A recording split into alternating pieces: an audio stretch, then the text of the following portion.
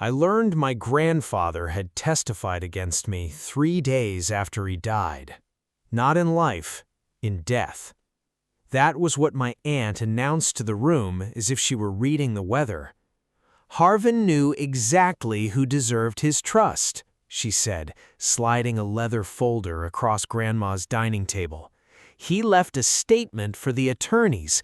Even he knew Riven couldn't stand on his own." Every pair of eyes found me. People assumed the nickname started because I was poor. It didn't. It started because I stayed. When I was 12, my father vanished without explanation. 2 years later, my mother remarried and moved overseas. She promised I'd join them after the paperwork. The paperwork never came. Grandma Mariah refused to let me enter foster care. She already struggled to pay bills after Grandpa retired from repairing antique clocks, but she cleared a bedroom, bought an extra toothbrush, and simply said, "Family doesn't invoice family." Everyone else disagreed. My Aunt Selene insisted Grandma was sacrificing her retirement. My Uncle Daston complained about groceries. My cousins whispered that I lived there for free. By high school, they had a nickname: Charity Case. It followed me to birthdays, to weddings, even to Grandpa's workshop. Whenever relatives visited, someone inevitably joked, "Better hide your wallet, we've got another mouth to feed." Grandpa never laughed. He'd keep polishing whatever clock sat on his bench before saying quietly, "Funny, I only hear one person in this room who hasn't earned their supper." The room always went silent. Not because Grandpa yelled, because he almost never did. Some looked embarrassed, most looked satisfied. Grandma lowered her gaze to her untouched tea. Nobody asked whether the statement was real. Nobody asked why Grandpa had supposedly waited until after his funeral to speak. They simply nodded because it confirmed the story my family had been telling for years, that I was Grandma's charity case. Not her grandson, not part of the family, just the burden she'd chosen to carry. I didn't touch the folder. "I'll read it in court," I said. Silence swallowed the room. Then my cousin laughed. "You think there's going to be a court?" "There is now." I stood, walked past Grandpa's empty chair, and left before anyone could see my hands shaking. Because something about that leather folder felt wrong, and Grandpa Harvin taught me one lesson long before anyone started calling me a charity case. If someone wants you to hurry, they're usually afraid of what happens if you slow down, he'd always say. So I slowed everything down. People misunderstood Grandpa. They thought he collected clocks. He actually collected stories. Every broken clock came with a handwritten card explaining where it came from, who owned it, why it mattered. "Objects aren't valuable," he'd tell me. "Proof is." As arthritis stiffened his hands, I became the one who cataloged everything. Thousands of entries, photographs, repair notes, customer letters dating back 40 years. We scanned each page together because he hated losing history. Nobody else wanted the work. They called it old man clutter. I called it Saturdays. Sometimes we'd work until midnight while Grandma brought cinnamon bread. She'd smile watching us. "You two look like conspirators." Grandpa would wink. "We're preserving witnesses." I thought he meant memories. Years later, I'd realize he meant something entirely different. After the funeral, everyone assumed Grandma would move in with Aunt Selene. Instead, she stayed in her own house. That decision ignited the first real fight. "It's irresponsible," Selene insisted during another family meeting. "She's 81. Grandma answered calmly, "I'm 81, not furniture." Nobody laughed. The conversation turned ugly. Medical expenses, property taxes, who would eventually inherit the house? No one asked Grandma what she wanted. They spoke around her, as if she'd already disappeared. I interrupted once. "She's sitting right here." Uncle Daston frowned. "The adults are talking." I almost reminded him I was 31. Instead, I looked at Grandma. She looked tired, not old, just exhausted by people planning her life while she was still living it. A week later, an official letter arrived. Not to Grandma, to me. A petition had been filed requesting the court appoint a financial conservator over Grandma's affairs. The petitioner? My aunt. Attached to the filing was the same mysterious statement allegedly written by Grandpa. According to it, Grandpa believed I manipulated Grandma emotionally, isolated her from the family, and intended to pressure her into changing legal documents. Reading those words made my stomach twist, not because they were cruel, because they sounded nothing like him. The vocabulary was wrong, the rhythm was wrong, even the punctuation felt foreign. Most people wouldn't notice. I had typed hundreds of Grandpa's dictated letters.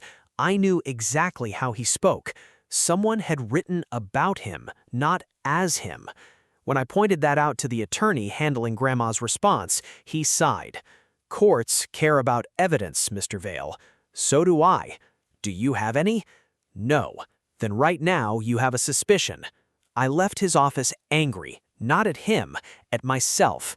Suspicion wasn't enough. Grandpa had spent decades teaching me the difference between believing something and proving it. Now I had to do exactly that. 3 evenings later, I unlocked Grandpa's abandoned workshop. Dust floated through beams of sunset. Nothing had moved. His magnifying visor still rested beside the bench. The tiny brass drawers remained carefully labeled. I sat in his chair for the first time since he died. It felt wrong. Then I noticed something even stranger. One drawer wouldn't close completely. Inside lay dozens of blank catalog cards, perfectly ordinary, until I lifted them. Beneath them was a narrow strip of blue thread disappearing through a tiny hole drilled into the wood. Grandpa hated unnecessary modifications. He would never drill into antique furniture without reason. I pulled gently. Something clicked inside the desk. A hidden compartment slid open with the soft scrape of old wood. There wasn't money. There wasn't a will. There wasn't even a letter. Just a single cassette tape. And taped to it, in Grandpa's unmistakable handwriting, were 7 words. Only play this if they begin lying. My fingers hovered over the cassette tape for so long that they began to ache. Grandpa owned newer technology. He knew how to use digital recorders, yet he had chosen a cassette tape, something almost nobody in the family could play anymore. That wasn't nostalgia. That was intention. I searched the workshop until I found the dusty tape recorder he used to test antique radios. The batteries had corroded years ago, so I plugged it into the wall, listening as the machine crackled back to life. For one terrifying second, I thought the tape had gone blank. Then, I heard the familiar scrape of Grandpa clearing his throat. "If you're hearing this," he said, "someone finally decided that the truth was too inconvenient." His voice hit me harder than I expected. I hadn't realized how badly I missed hearing it. There was a long pause. "I won't accuse anyone by name, because accusations become distractions. Instead, I'm leaving you instructions." Instructions? I've spent 42 years documenting every repair that entered this workshop, not because clocks matter, but because records outlive opinions. A faint chuckle. Whoever is listening already knows that. I swallowed hard. I've hidden something in plain sight. If anyone ever claims I said things I never said, don't argue with them. Let them become comfortable. People who believe they've won usually stop paying attention. The tape clicked. Then, silence. I stared at the recorder. That was it? No names, no confession, no explanation? Just another lesson disguised as a conversation. For the first time since Grandpa's funeral, I felt frustrated with him. "What am I supposed to find?" I muttered into the empty workshop. The answer didn't come from the tape.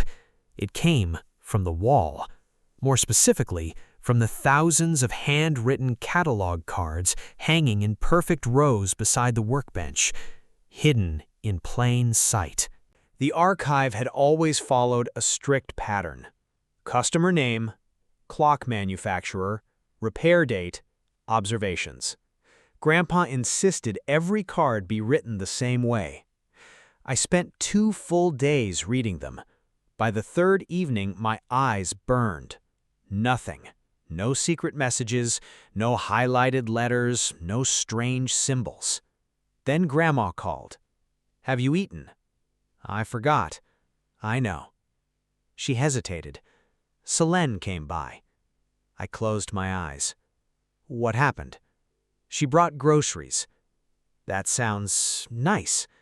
"They weren't for me." I frowned. "They were for the neighbors." "What?" "She walked them over herself, told everyone she's practically taking care of me alone." My stomach tightened. Why would she? Because people were watching. Grandma's voice sounded smaller than I'd ever heard it. When they left, she packed the groceries back into her car. Silence settled between us. The food had been a performance, not a gift. "They're building a story," Grandma whispered. "I know. I don't think they're afraid of losing the house." That caught my attention. "What do you think they're afraid of?" "I don't know yet, but I've watched your aunt my whole life. She only works this hard when she's hiding from something." The conservatorship hearing was scheduled for the following Tuesday. Until then, relatives suddenly became very interested in Grandma. Flowers appeared, phone calls increased, neighbors mentioned seeing my cousins mowing her lawn. It would have been touching if they hadn't spent the previous 6 years insisting she was perfectly capable of doing everything herself. Their kindness arrived with witnesses. Mine arrived with groceries that never made social media. By Sunday evening, the town had already formed opinions. Poor Solène. She was trying so hard. Poor Grandma. She was trapped between fighting relatives. And poor Riven. Well, everyone already knew what I was. The charity case. Monday morning, I returned to the workshop, determined to stop looking for dramatic secrets. Grandpa hated dramatic secrets. He loved systems. So I stopped reading the words. Instead, I examined the cards themselves. The paper, the ink, the filing order. That's when something impossible appeared. 3 cards carried dates that didn't exist. April 31st, June 31st, November 31st. At first, I assumed I'd made a filing mistake years ago. Then I remembered something. Grandpa never wrote impossible dates, ever. I pulled every impossible card, 7 in total. Their repair descriptions seemed ordinary until I flipped them over. Tiny pencil dots. 1, 3, 5, 8, 13, 21, 34. The Fibonacci sequence. Grandpa had once spent an entire afternoon teaching me why patterns reveal hidden things. My pulse quickened. The numbers couldn't be page references. They were too small. Shelf positions? Drawer numbers? No. Then I saw the old workshop calendar hanging beside the window. Every completed repair had once been marked there before being transferred to the archive. Calendar, dates, patterns. I climbed onto a stool and removed the faded calendar from the wall. Behind it was another, and another. He had never thrown them away. 42 years of calendars, every month carefully preserved. I found April, then the non-existent 31st. Instead of an empty square, Grandpa had drawn a tiny brass key. Nothing else. June's impossible day carried another key. So did November. Every impossible date held exactly the same drawing. A brass key. Not a location, not instructions, just a key. That afternoon, I drove to the courthouse to review the conservatorship file again. This time, I wasn't reading Grandpa's alleged statement, I was reading the signatures. The document claimed Grandpa had signed it 6 months before his death, witnessed by 2 people. One signature belonged to a notary. The other belonged to someone named Orrin Vale. I blinked. Vale? My surname. But there was no Orrin in our family. I asked the clerk whether witness information was public. She nodded. He listed an address. Can I see it? She handed me the page. The address was less than 15 minutes from Grandpa's workshop. I drove there immediately. A weathered mailbox leaned beside a gravel driveway. No expensive cars, no manicured lawn, just a modest house with wind chimes on the porch. An elderly man answered before I could knock twice. "Can I help you?" I held out the copy of the document. "My name is Riven Vale." His expression changed instantly. He didn't look confused. He looked frightened. He stared at the signature for a long seconds. Then he looked directly into my eyes. I've never seen this paper before. I felt every hair on my arms stand up. "They used your name." "No," he said quietly. "They stole it." Before I could respond, another voice came from inside the house. "Orrin? Who's at the door?" The old man didn't answer. He was staring past me now. At the black sedan slowly pulling onto the opposite side of the road. Its engine never turned off. Someone inside was watching the house, and Orrin whispered just loudly enough for me to hear. "They found you faster than I expected." The black sedan stayed across the road for less than a minute. It never honked, no one stepped out, then it rolled away as quietly as it had arrived. Orrin didn't move until the taillights disappeared. "Come inside," he said. "Not because I'm afraid of them, because I don't want the neighbors inventing another story." His living room smelled faintly of cedar and old paper. Every shelf was lined with binders instead of photographs. "You organize everything," I said without thinking. He smiled sadly. "I used to work in the county records office. Habits don't retire." That explained the binders. It also explained why someone might borrow his name. I laid Grandpa's alleged statement on the coffee table. "I need to know how your signature ended up here." Orrin adjusted his glasses and leaned in. "It didn't." He pointed to the witness line. "See that flourish under the O?" I nodded. "I stopped signing my name like that 23 years ago after arthritis changed my grip." "You can tell that?" "I can prove it." He disappeared into another room and returned carrying a weathered folder. Inside were driver's license renewals, tax forms, property deeds, decades of genuine signatures. The difference was unmistakable. Not dramatic, just consistent. The witness signature on Grandpa's statement belonged to an older version of Orrin that no longer existed. Someone had copied it from an old public record. They needed a believable witness, so they borrowed one from history. It wasn't enough to win a case by itself, but it was enough to force questions. Real questions. The conservatorship hearing drew more people than I expected. Neighbors filled the back rows. Relatives occupied the front.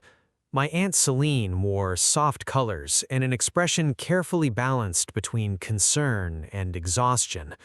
Uncle Daston helped Grandma to her seat with theatrical gentleness. Anyone walking in late would have believed they were devoted children protecting a vulnerable mother. Grandma squeezed my hand once before sitting down. "You found something." "I found a beginning." She nodded. "Sometimes that's all truth needs." The hearing started with polished speeches. Celine's attorney described me as emotionally dependent on Grandma. He argued that I had isolated her after Grandpa's death. He introduced the statement supposedly written by Grandpa as evidence of long-standing concern. The judge listened without interruption. Then our attorney stood. "We would first like to address the authenticity of that document." Orrin testified calmly. He explained his former career. He produced decades of authenticated signatures. He showed exactly how the witness signature had been copied from an old property filing. The courtroom grew quieter with every page. Celine looked genuinely shocked, not guilty, surprised, as though she had expected the document to survive scrutiny. That detail lodged itself in my mind. When questioned directly, she turned toward her attorney. "I never created that statement." It was the first honest sentence I'd heard from her in weeks. I was told it had already been verified. "Told by whom?" the judge asked. She hesitated. Her eyes drifted, not toward me, but toward Uncle Destin. His face emptied of color. The hearing paused. Not ended. Paused. The judge ordered the disputed document removed until its origin could be investigated. Outside the courtroom, relatives began arguing in hushed voices. I stayed with Grandma near a window overlooking the courthouse lawn. "You were right," I said. "They weren't fighting over the house." She nodded slowly. "They were protecting someone." Just then, a woman approached us. She introduced herself as Leora, a journalist from the local paper. "I covered your grandfather years ago." I frowned. "He repaired clocks." "He also testified as an expert in fraud cases." I blinked. "What?" She looked surprised. "You didn't know?" Grandpa rarely advertised it, but local attorneys occasionally asked him to examine historical documents, inks, and handwriting. His obsession with records had made him unusually good at spotting alterations. "He hated public attention," she said, "but judges trusted him." Suddenly, dozens of childhood memories rearranged themselves. The unusual visitors, the legal envelopes, the weekends Grandpa spent comparing old documents beneath bright lamps. He hadn't simply collected stories. He had spent years exposing lies. Leora reached into her bag. "I almost forgot." She handed me a photocopy of an old newspaper clipping. It featured Grandpa standing beside courthouse shelves stacked with archived records. Beneath the photograph was a quote. "The fastest way to lose the truth," Grandpa had said, "is to let one person control every copy." Every copy. Copies. The archive, the calendars, the impossible dates, the brass keys. I suddenly knew what I had missed. The keys weren't objects. They were symbols. Duplicates. I raced back to the workshop before anyone else left the courthouse. This time, I ignored the hidden compartment. Instead, I opened the filing cabinet containing digital backup logs. Years ago, Grandpa and I had scanned every catalog card onto external drives. Not one drive, 3. He insisted on identical copies stored in different places. At the time, I thought he was simply cautious. Now, I checked the inventory sheet. Drive 1, workshop. Drive 2, bank safe deposit inventory. Drive 3, I froze. The location wasn't written. Instead, there was a note in Grandpa's handwriting, with the person least likely to be searched. My phone rang. "Grandma." "Come home," she said softly. "I think I know where the third copy is." She was waiting in the kitchen, wearing Grandpa's old gardening apron. Without a word, she reached into the flour tin beside the stove. Not underneath it, inside it. Wrapped in wax paper sat a small external hard drive. I laughed despite everything. The flour? He always said no one in this family cooked. She smiled for the first time since the funeral. He was correct. We connected the drive to my laptop. Thousands of scanned files appeared. Repair records, customer receipts, photographs. Then one folder caught my eye. Not hidden, simply ignored because it had an ordinary name. Workshop training videos. There were dozens of short recordings Grandpa had made while teaching me restoration techniques.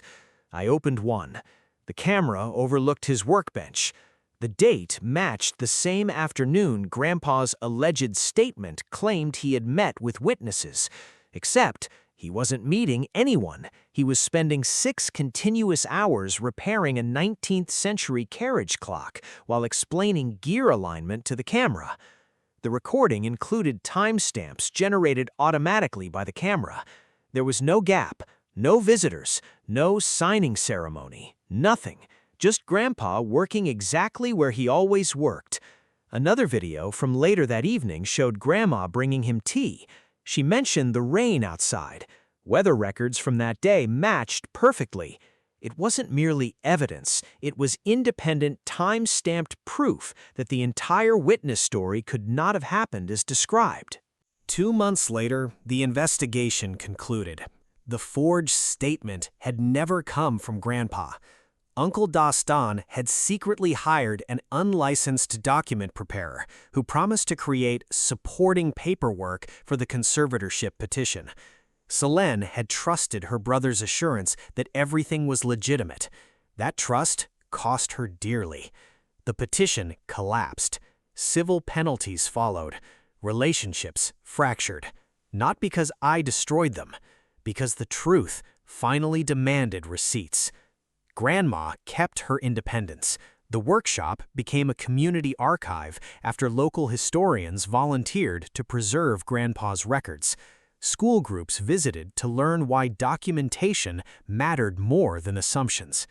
One afternoon, months later, I found a little girl staring at Grandpa's workbench. "Were you his assistant?" she asked. I smiled. "For a long time. You must have learned a lot about clocks." I looked around the room that had changed my life. The clocks were never the lesson. "They only made enough noise," I said, "to remind us that every second leaves a record." For years, my family called me Grandma's charity case. In the end, the courtroom never cared what they called me. It cared who could prove the story. And thanks to the quiet old man who believed copies were stronger than opinions, the truth arrived right on time. If this story kept you hooked until the end, let me know in the comments. What would you have done in Riven's place? If you enjoyed this emotional revenge story, don't forget to like, subscribe, and turn on the notification bell so you never miss our next powerful story. Thanks for watching, and I'll see you in the next one.